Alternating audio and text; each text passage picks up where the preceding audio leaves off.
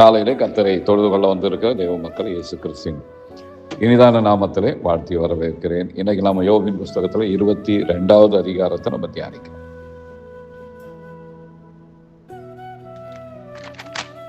இதுக்கு முந்தின அதிகாரத்துல யோபு பேசியிருப்பாரு, அவருக்கு பதில் சொல்றாங்க. அவர் பேசி முடிச்ச உடனே அவருடைய நண்பர்களில் ஒருவராகி எலிபாஸ் யோபுக்கு பதில் சொல்றார். சொல்ல வர்றதெல்லாம் ஒண்ணுதான், அவர் மேல ஏகப்பட்ட குற்றச்சாட்டுகளை சொல்றார். அவர் ஆண்டவருக்கு பயந்து நடக்கலை அப்படின்னு சொல்றார். ஒவ்வொரு பாவங்களா சொல்லிக்கிட்டே வர்றார். 5வது வசனம் பார்த்தோம்னா, உம்முடைய பொல்லாப்பு பெரிதும், உம்முடைய அக்கிரமங்கள் முடிவில்லாதவைகளுமாய் இருக்கிறதல்லவோ, என்னெல்லாம் செய்யலை அப்படின்னு சொல்லிக்கிட்டே வருவார். 7வது வசனத்துல விடாய்த்தவனுக்கு தண்ணி கொடுக்கல, பசித்தவனுக்கு சாப்பாடு கொடுக்கல. 6வது வசனத்துல முகாந்தரம் இல்லாமல் உம்முடைய சகோதரர் கையில் என்ன வாங்கினாராம்? அடகு வாங்கி இருக்கிறாரு. ஏழைகளின் வஸ்திரங்களை பறித்து கொண்டீர். 9வது வசனத்துல பார்த்தோம் அப்படின்னா, விதவைகளை வெறுமையாய் அனுப்பிவிட்டீர். தாய் தகப்பன் இல்லாதவர்கள் பொய்யங்கள் முறிக்கப்பட்டது. அதனால உனக்கு ஆபத்து வரும். தேவனுக்கு நீ கொஞ்சம் கூட பயந்து நடக்கல. இதெல்லாம் ஆண்டவர் விரும்பலையே, அதெல்லாம் நீ செய்திருக்கிற அப்படிங்கிற மாதிரி அவர் மேல தேவையில்லாத குற்றச்சாட்டுகளை வைக்கிறார். அல்லேலூயா. சில சமயம் நம்ம மேலேயும் அப்படிலாம் வைப்பாங்க. நமக்கு இது ஒரு நல்ல அருமையான பாடம். பரலோகம் வேணும், தேவராஜ்யம் வேணும் அப்படிங்கிறவங்களுக்கு யோபினுடைய வாழ்க்கை வரலாறு ஒரு நல்ல பாடம். அல்லேலூயா. செய்யாததையும் செய்தன்னு என்ன பண்ணுவாங்க? சொல்லுவார்கள். கஷ்டமா தான் இருக்கும். நம்முடைய சோதனை வாழ்க்கையில் அதுவும் ஒரு பகுதி. அதனால ஆச்சரியப்பட வேண்டாம். அதை நான் ஒரு தவறுமே செய்யலை அப்படின்னு நீங்க நிரூபிக்கிறதுக்கு நேரம் காலம்லாம் வீணாக்க வேண்டிய அவசியமும் கிடையாது. அதெல்லாம் ஏற்றுக்கொள்ள மாட்டார்கள். அல்லேலூயா. நம்ம ஆண்டவரும் அதை சொல்லியிருப்பார்னு நினைக்கிறேன். உங்களை நிந்தித்து துன்பப்படுத்தி பலவித தீமையான மொழிகளை உங்கள் பேரில் பொய்யாய் சொல்வார்களே, ஆனால் நீங்கள் பாக்கியவான். உலகத்துல இதெல்லாம் வரும். காரணம் இல்லாம நம்மளை விரோதிப்பாங்க. நீங்க நன்மை செய்திருப்பீங்க, உங்க கையில நன்மையை அனுபவித்து இருப்பார்கள். அவர்களே என்னவா மாறி இருப்பாங்க? எதிரிகளை மாறுவாங்க. இதுக்கு பின்னாடியெல்லாம் பிசாசு இருப்பான், வேற ஒன்றும் இல்லை. நாம கொஞ்சம் டென்ஷன் ஆகணும். டென்ஷன் ஆகி வாயினால என்ன பண்ணணும்? பாவம் செய்யும். அதுக்காக தான் இவ்வளவு. வாய்ப்பாவத்துக்கு மன்னிப்புக்கு வாய்ப்பே கிடையாது. தன் நாவை காக்கிறவன் தன் பிராணனை காக்கிறான். சும்மா கிடையாது, உயிரோட தொடர்புடையது. அல்லேலூயா. ஆகவே இந்த பாவங்களை நாம செய்யக்கூடாது அப்படின்னு நமக்கு எச்சரிக்கையா. உன்னை டென்ஷன் ஆக்குவாங்க, உன் மேல அநியாய குற்றச்சாட்டுகளை வைப்பாங்க, உன் கையில நன்மையை அனுபவித்து உனக்கு தீங்கு செய்வார்கள். அல்லேலூயா. இதெல்லாம் நம்ம ஆண்டவரும் நமக்கு அழகா சொல்லிட்டு போயிருக்காரு. உங்களை நிந்தித்து துன்பப்படுத்தி பலவித தீமையான மொழிகளை உங்கள் பேரில் பொய்யாய் சொல்வார்களேயானால், அநியாயமாய் சொல்வார்களேயானால் நீங்கள் பாக்கியவான். பரலோகம் போறதுக்கு இதான் வழி. நீங்க அந்த நேரம் கஷ்டமா இருக்கும், அதை சிரிச்சுக்கிட்டே போயிட வேண்டியதுதான். தோத்திரம்பா. ரைஸ் கடலையிலூயா. அதுதான் யோபுடைய வாழ்க்கையின் மூலம் ஆண்டவர் நமக்கு கற்றுத்தருகிறார். நாம உடனே இல்லை நான் ரொம்ப சரி அப்படின்னு நம்ம அங்க நின்று வாதம் பண்ண வேண்டிய அவசியம் கிடையாது. அப்படியே நீங்க வாதம் பண்ணாலும் ஜெயிக்க போறது கிடையாது. ஏன்னா அது சோதனை நாட்கள். நமக்கு ஜெயம் ஆண்டவர் தான் தருவார். ஜெயம் எங்கிருந்து வரணும்? அவர் தருவார். வந்து நிற்கிறாரா? 42வது அதிகாரத்தில் வந்து நிற்கிறாரா? ஒரு நாள் வந்து நிற்பார், ஒரு நாள் நமக்காக பேசுவார். அன்னைக்கு நம்மை பகைத்தவர்கள், விரோதித்தவர்கள், உங்களுக்கு தீங்கு செய்தவர்கள், உங்க கையில நன்மையை பெற்றுக்கொண்டு உங்களுக்கு துரோகிகளாய் மாறினவர்கள், எதிரிகளாய் மாறினவர்கள் வெட்கப்படுவார்கள். அல்லேலூயா. அதனால அதெல்லாம் பண்ணிட்டு இருக்காதீங்க. சோத்திரமான்ட்டு என்ன பண்ணிடணும், போயிட்டே இருக்கணும். அதைத்தான் நமக்கு யோபு பக்தன் மூலம் நமக்கு ஆண்டவர் கற்றுத்தரார். கிறிஸ்தவ வாழ்க்கை உனக்கு பரலோகம் வேணுமா, இப்படியெல்லாம் இருக்கும். சாதாரண உலகத்துல ஒரு தேவ மனிதனா வாழ்ந்துட்டு போனோமா பிரச்சனை நிறைய வராது. பரலோகம் வேணும்னு விரும்புறவங்களுக்கு தான் இந்த மாதிரி அநியாயமான வேதனைப்படுத்தக்கூடிய சோதனைகள் எல்லாம் வரும். ஆகவே இதில் நாம எச்சரிக்கையாக இருக்க வேண்டும், கவனமாக இருக்கணும். டென்ஷன் ஆகிடக்கூடாது. நம்மளை டென்ஷன் ஆக்குவாங்க, உங்களை உணர்ச்சி வசப்படுத்த முயற்சிப்பாங்க. சோதனையில் அது ஒரு சோதனை. நிறைய வகை வகையா சோதனை வச்சிருக்கான் சாத்தா. ஆண்டவருடைய அனுமதியோடு வந்து நம்மளை சோதிப்பான். அந்த சோதனைகளிலே டென்ஷன் ஆக்கிற ஒரு சோதனைன்னு ஒன்று இருக்கு. அதுல நம்ம ஜாக்கிரதையா இருக்கும். அது மிக ஆபத்தானது. அதுக்கு நம்மை எச்சரிக்கையாக இருந்து நாம விலகி நம்மை பாதுகாத்து கொள்ள வேண்டும். மோசையை பார்த்தீங்க அப்படின்னா, அது மோசை சோதிக்கப்படுகிற அந்த நாள். அந்த சோதனையில அவர் வெற்றி பெற்றார் அப்படின்னா அவர் கானானுக்கு போனோம். அன்னைக்கு என்ன சோதனை நடக்குது? அந்த ஜனங்களுக்கு தண்ணி இல்லை. கண்மலையை பார்த்து பேசுன்னு சொன்னார். ஜனங்க அவரை பயங்கரமா டென்ஷன் ஆகிட்டாங்க.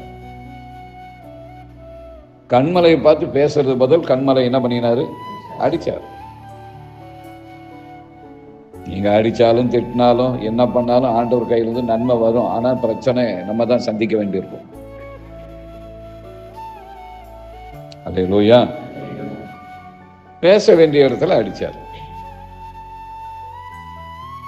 அதனால ஆண்டவர் அங்க என்ன சொல்லிட்டாருன்னா, நீ என் சொல்ல நீ மீறிட்ட,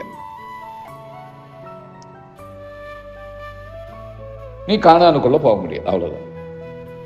கானான் கட்ட வந்தார். காரணம் என்னன்னா, மோசையை அவங்க டென்ஷன் ஆக்குறாங்க. சங்கீதத்தில் வரும்னு நினைக்கிறேன். முடிஞ்சா எடுங்க. 105 பாருங்க, இருக்கா?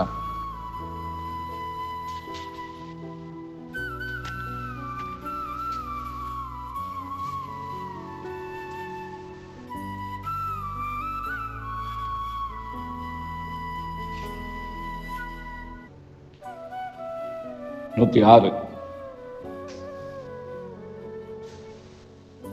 32வது வசனம். மேரிபாவின் தண்ணீர்கள் இடத்திலும் அவருக்கு கடும் கோபம் ஊட்டினார்கள். அவர்கள் நிமித்தம் மோசேக்கும் பொல்லாப்பு வந்தது. அவர்கள் அவன் ஆவியை விசனப்படுத்தினதினாலே தன் உதடுகளினால் பதறி பேசினான்.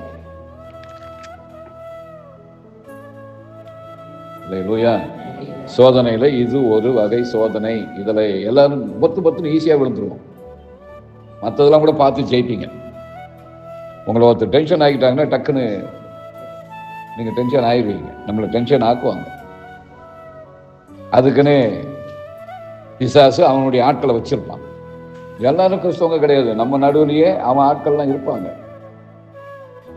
உங்க வீட்டிலே இருப்பாங்க, நீங்க வேலை செய்யற இடத்துல இருப்பாங்க, உங்க ஃப்ரெண்ட்ஸு கூட அப்படி இருப்பாங்க. இப்போ யோபுடைய ஃப்ரெண்ட்ஸு தான் யாரை டென்ஷன் ஆக்குறாங்க? யோபு டென்ஷன் ஆக்குறாங்க. மறந்துடக்கூடாது. யாரை ஒன்னாலும் அவன் எடுத்து பயன்படுத்துவான். ஏன்னா பரலோகம் போறது, தேவ ராஜ்யம் போறது அவ்வளவு மேன்மையானது. இது ஒன்னு ஒன்னா பார்த்து பார்த்து ஜெயிச்சுக்கிட்டே வரணும். அல்லேலூயா. சில இடங்கள்ல நம்ம ரொம்ப ஜாக்கிரதையா இருக்கணும். அதனால இவ்வளவு பெரிய வேத ரகசியங்களை எழுதி நம்ம கையில கொடுத்துட்டாரு. அதுக்கு தான் படின்னு சொல்றோம் நாங்க. எவ்வளவு பெரிய தேவ மனுஷன், ஆண்டவரோடு முகமுகமா பேசுற தேவ மனுஷன் டென்ஷன் ஆயிட்டார். அல்லேலூயா. தன் உதடுகளினால் பதறி பேசினார். முடிஞ்சு போச்சு. அவர் பேசிட்டாரு. அதுக்கப்புறம் ஆண்டவர் பேசுறாரு, இல்லப்பா நீங்க போக முடியாது, கானானுக்கு போக முடியாதுன்றார். இது மோசேக்கு வந்த சோதனை. நமக்கு சோதனை வரும். அல்லேலூயா. ரொம்ப ஜாக்கிரதையா பேசணும். ஏன்னா நம்முடைய எதிர்காலத்தை தீர்மானிக்கிறது நாம் பேசக்கூடிய வார்த்தை. நம்ம எதிர்காலத்தை தீர்மானிக்கக்கூடியது நம்ம பேசக்கூடிய வார்த்தை. பேசாம இருங்க, நல்லது. தான் இதெல்லாம் தெரிஞ்ச, இந்த ரகசியம் தெரிஞ்சதுனால்தான் தாவீது எனக்கு அதை கொடுங்க இதை கொடுங்கன்னு கேட்கல, என் வாய்க்கு என்ன வைங்கன்னு கேட்கிறாரு. காவல் ஐயா, போதும் ஐயா, நீங்க சொத்தை கொடுக்குறீங்களோ சொகத்தை கொடுக்குறீங்களோ அது ஒரு பக்கம் கிடக்கட்டும், எதையாவது கொடுங்க, அவர் என்ன கொடுத்தாலும் வாங்கிக்கோங்க, அது ஒன்றும் தப்பு கிடையாது. ஆனா அது மேல நம்ம கவனத்தை வைத்து விட கூடாது. நம்முடைய கவனம், நம்முடைய கோல் பரலோக ராஜ்யம் தான். நம்முடைய கவனம் திசை திரும்பிடக்கூடாது. அல்லேலூயா. அவர் எவ்வளவு ஜாக்கிரதையா ஜெபிக்கிறார் பாருங்க. நீங்க எதனா கொடுங்க, எனக்கு அதை பத்தி பிரச்சனை இல்லை, எனக்கு என்ன வேணும், என் வாய்க்கு மட்டும் என்ன வைங்க. ஆமா, எத்தனை தேவதூதனை வைப்பீங்களேன்னு எனக்கு தெரியாது. நான் வாயே திறக்கூடாது, திறந்தா பாட்டா வரணும். அதுதான் அவ்வளவு சங்கீதங்கள் அவர் பாடுறாரு. அல்லேலூயா. என் வாய்க்கு காவல் வையும். என்ன டென்ஷன் ஆகிற ஒரு சோதனை நமக்கு இருக்கிறது. மோசே அதனால கானானுக்குள்ள போறோம். சரி, இதே சோதனை இயேசுக்கும் வச்சான். ராயனுக்கு வரி கொடுக்கிறது நியாயமா கேட்கறாங்களா வந்து, அதுவும் இயேசுவை டென்ஷன் ஆக்கிற சோதனை. அவரை பேசும்படி தூண்டுவாங்க, அந்த நேரம் வேகமா பேசும்படி. அவர் ரொம்ப ஜாக்கிரதையா பேசுறார். ராயனுக்கு வரி கொடுக்கிறது சரிதான் அப்படின்னு சொன்னா அவர் யூதனுக்கு விரோதி. ஏன்னா அந்த நாட்கள்ல ரோமர் தான் யார் ஆளுகை செய்யறாங்க, யூதர்களை ஆளுகை செய்யறாங்க, கொடுமைப்படுத்துறான், நிறைய பேரை கொல்றான். பிளாத்தெல்லாம் ஏகப்பட்ட ஆட்களை கொண்டு இருக்கான். அவன் ஒரு கொலைக்கார தேசாதிபதி. ஏரோதெல்லாம் பாத்தீங்கன்னா ஏகப்பட்ட குழந்தைங்களே கொண்டுட்டான். எல்லாம் கொலைக்காரனுங்க. அவன் எல்லாம் யாருக்கு வரி வாங்கி கொடுத்துட்டு இருக்கானுங்க? ரோமருக்கு வரி வாங்கி கொடுத்துட்டு இருக்காங்க.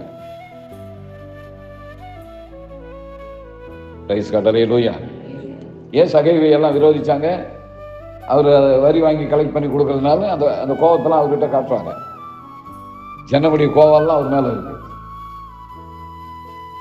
அதே நிலைக்கு இயேசுவை கொண்டு வரணும் அப்படின்னு சொல்லி கேட்கிறாங்க. ராயனுக்கு வரி கொடுக்கறது நியாயம் சொன்ன யூதருக்கு விரோதி. செய்யாதன்னு சொன்னா, ராயனுக்கு வரி கொடுக்க கூடாதுன்னு சொன்னா ரோமருக்கு அவன் அரெஸ்ட் பண்ணிடுவான். எப்படி சிக்கல்ல கொண்டு போய் நிறுத்துறாங்க பாருங்க. இப்படிலாம் நிறுத்துவாங்க உங்களை. நம்ம ஜாக்கிரதையா தோத்தரம் பார்த்து போயினே இருக்கணும். சொல்றேன், ஒரு 2 நாள் டைம் கொடுங்க அப்படின்னு தச்சு போயிருங்க. அல்லேலூயா.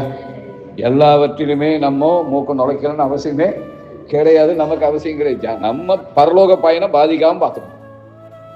பரலோக பயணம் பாதிக்காம பார்த்துக்கணும். அவர் இன்னும் அழகா பதில் சொல்றாரு பாருங்க. அப்படியாப்பா, சரி, ராயனுக்குரியதை ராயனுக்கு கொடுங்க, தேவனுக்குரியதை தேவனுக்கு கொடுங்க, என்ன கொடுங்க. அதுதான் சொல்ல வர்றாரு. நீ யாருக்குன்னா கொடு, என்ன விடு. தேவையில்லாத சோதனைகளை கொண்டு தள்ளி விடுவாங்க. தள்ளி விட நம்மளை முயற்சி பண்ணுவாங்க, இழுப்பாங்க. நம்ம ஜாக்கிரதையா ஞானமா. அதுதான் புத்தி உள்ள கன்னிகை அப்படிங்கிறார். புத்தி வேணும். தெய்வீக பயணத்துல, இந்த ஆவிக்குரிய பயணத்திலே நம்ம வெற்றி பெற வேண்டுமானால் என்ன கன்னிகையா வாழணும்? புத்தியுள்ள கன்னிகையாய் வாழ பழக வேண்டும். அல்லேலூயா. அதுதான் இந்த யோபு பக்தனுடைய வாழ்க்கையிலிருந்து ஆண்டு நமக்கு சொல்லித்தரார். நாம் அதை கற்றுக்கொள்ள வேண்டும். இந்த 22வது அதிகாரத்துல சில காரியங்களை நம்ம எடுத்துக்கலாம், நல்லா இருக்கும். 23வது வசனம் பாருங்க. நீர் சர்வ வல்லவரிடத்தில் மனம் திரும்பினால். இந்த மனம் திரும்புறதுல நிறைய ஆசீர்வாதம் இருக்கு. இயேசுநாதருடைய பிரசங்கமே ஒரு வரி பிரசங்கம் தான். மனம் திரும்புங்கள், பரலோக ராஜ்யம் சமீபத்தில். அவ்வளவுதான் அவருடைய பிரசங்கமே. எப்படிலாம் மனம் திரும்பணும் அப்படிங்கிற அந்த வகைகளை சொல்லித்தரார். உன் சத்துருவ சிநேகி, உன்னை பகைக்கிறவனுக்கு நன்மை செய்யி அப்படின்னு லைனா சொல்லிட்டே வருவார். மனம் திரும்புவதுனால் நாம் செய்ய வேண்டிய காரியம். மனம் திரும்புறது ரொம்ப முக்கியம். நம்ம இன்னும் மனம் திரும்பலை. நிறைய பேர் மதம் தான் மாறி இருக்கிறோம். அதனால தான் பேய் வந்து கரெக்டாக பண்ணிட்டு இருக்கிறான். இந்துக்கள் எல்லாம் இப்படி ஆக்குற. இந்தியாவில் இருக்கிற அத்தனை பேருமே யாரு தான்? இந்துக்கள் தான். இந்தியர் அப்படின்னாவே எல்லாம் இந்துக்கள். தெய்வீகங்கிறது வேற.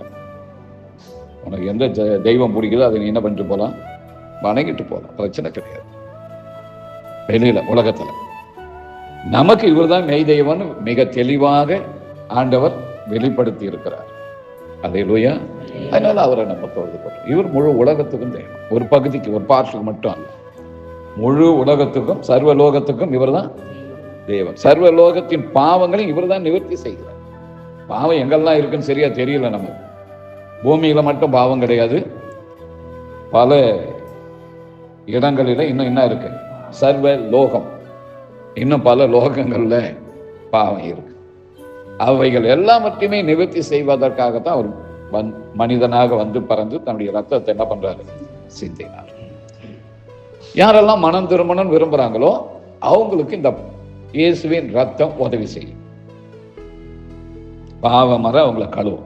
இயேசு கிறிஸ்துவின் ரத்தம் சகல பாவங்களையும் நீக்கி சுத்திகரிக்கிறார். அதுக்கு அவங்களுக்கு தான் அவர் பிரயோஜனப்படுவார். எல்லாருக்கும் இயேசு பிரயோஜனப்படுவார்னு சொல்ல முடியாது.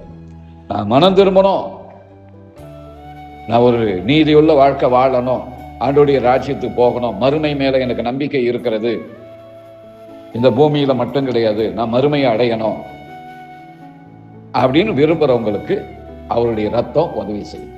அல்லேலூயா.